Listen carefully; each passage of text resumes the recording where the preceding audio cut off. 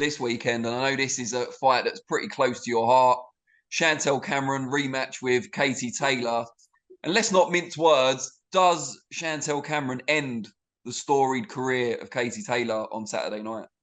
Like what I've said before, Katie Taylor, for me, is the greatest female fighter of all time, right?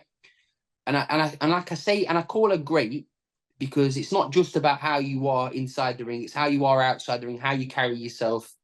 She carries herself with dignity and class, and I think she's incredible. I think she's an incredible person, incredible fighter, but there's a big but. Chantelle ends the story this week. The fight, in my opinion, wasn't even close last time. I know one of the judges had it a draw. Was it a draw? I don't know. It was close. I think so.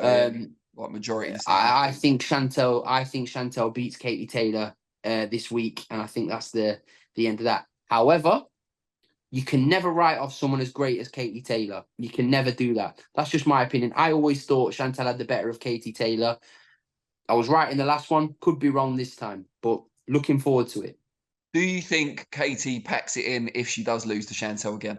Yes, because Katie Taylor isn't one of those people that wants to box anything at any kind of level other than the highest possible level. So I don't know Katie personally. I've met her once, but I'm just speaking from how she comes across and she carries herself. She wants to be involved in the greatest nights. And if she loses to Chantelle Cameron, I suppose she could have a rematch with Amanda Serrano, but I think she'll probably call it a day. And with that in mind, and putting your friendship with Chantelle to the side for a moment, would you have preferred it, or would it have been better if Katie had retired on a high after beating Serrano in that fight? Hindsight's a beautiful thing, Danny. Hindsight's a beautiful thing. I think it would have been a shame for Katie Taylor to retire and not experience the ring walk she got in that arena last time out. I think she needed to be celebrated by her Irish supporters that have followed her all around the world and supported her through the amateurs. So, no, I don't think that would have been a good idea. Listen, she didn't get smashed to pieces. She just got outfought a little bit in that last fight.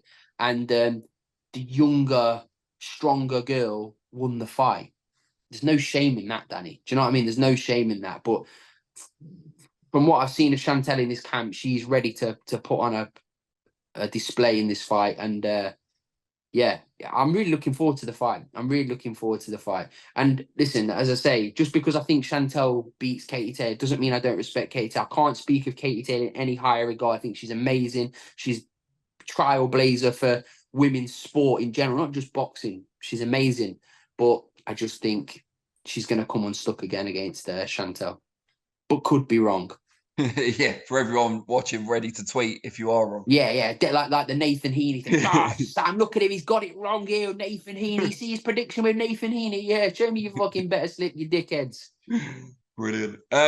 Just before I let you go, on that subject of the big show in Dublin at the weekend, not the big show, not Paul White, he's not in Dublin as far as I know, but the big boxing show. You've got that, and then 2 weeks later, you've got Belfast with Mick Conlan as well. Week after. Or is it the week after? So within 8 days. I was gonna go to Dublin this week, but I thought, go to Dublin and then come back and then go straight back to. Well, don't go back. Don't come back in the middle. You have to, and you've got my kind of obligations, Danny. You've got to You've got to be there to sign for the packages of Irish Stout, ain't you? Yeah, exactly that. So no, then back to Belfast, which I'm really looking forward to. I think it's what a card in Belfast. There's some amazing fights, isn't there, on that show? So really looking forward to it. Cameron's got as I say, really looking forward to I'm really happy to get Cameron on that show. So as I say, thank you very much to Matchroom for sorting that. And Irish boxing back on the up again, not obviously in the ring necessarily. They need some big wins. They need some big wins. Who have we got? Taylor against Cameron. Because I think, listen, business perspective, let's be honest, it's better for Matchroom if Katie Taylor wins. Let's just call it how it is. Is that going to happen? I don't think so. I sounded like Kevin McAllister then. I don't think so. But no, I don't think that's going to happen. A Jarko against Troy, 50-50 fight. Gary Cully how's his confidence after his last performance in Ireland? He's not got a walkover against Reece Mould. Who have we got? We've got the Carty Party on there. He's an up and coming Irish heavyweight. Really like Thomas Carty, by the way. Shout out Thomas Carty. Looking forward to watching box. Who we got? Sean McComb against Maxwell. McComb's the favourite in that fight. Lewis Crocker against Tyrone McKenna. I really rate Lewis Crocker. Tyrone's up against it, but listen, Tyrone's my friend, so I'd love But to they're see both him win that Irish, so fight. that's an Irish win either way, isn't it? No, well, they are, but Crocker's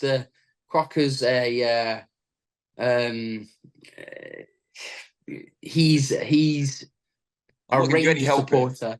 No, yeah, Crocker's a Rangers supporter. Tyrone McKenna's a Celtic supporter, so it's a big clash. It's a big clash. No, so that's what I mean. So Irish, after the last Irish card, and Irish boxing needs a big couple of weekends there. A really big couple of weekends. Look, Mick Conlan against Jordan Gill. Listen, if Jordan Gill was boxing against any other guy, I'd be wanting Jordan Gill to win. I love Jordan Gill, but he's boxing my mate. So I see Mick Conlan winning that fight. But look, that's what I mean. Irish boxing needs 2 big weekends. That's what I'm getting at before. I'm kind of blabbing on a bit there. But we like you Irish boxing. Irish boxing needs a big 2 weeks, Danny. And just before I do let you go, just for our younger viewers out there, and with Christmas coming quite soon, just explain who Kevin McAllister is. Kevin McAllister is a mythical character played by Macaulay Culkin in the greatest 2 Christmas films of all time, Home Alone 1, Home Alone 2. I'm personally a Home Alone. I like Home Alone 2. I still prefer. I know that's if you did a poll, I think people would prefer Home Alone 1. They'd say Home Alone 1, but I just love Home Alone 1's classic, but Home Alone 2 is maybe a bit more memorable, more associated with Christmas. Tim Curry's in the second one, isn't he? Yeah, absolutely. The hotel concierge or whatever. And John Candy was in the first one. What a legend he was, by the way. But yeah, so yeah, if you've not watched Home Alone, there's something wrong with you, and I would report your parents. There you go. So kids, if you're watching, don't get in trouble with social services. Make sure you watch Kevin, Home Alone. you're such a disease. I love it. All right, Sam, really appreciate it, mate. I'll let you get back to your Irish stout. It's probably, a few years worth still to drink. Danny, you know full well, right? I don't even drink. And you've made me look like I'm a raging alcoholic on this. And you know all these dickheads that are going to comment on this saying, Sam's an alcoholic. Look, I told you. Explains why you picked against Heaney, I suppose.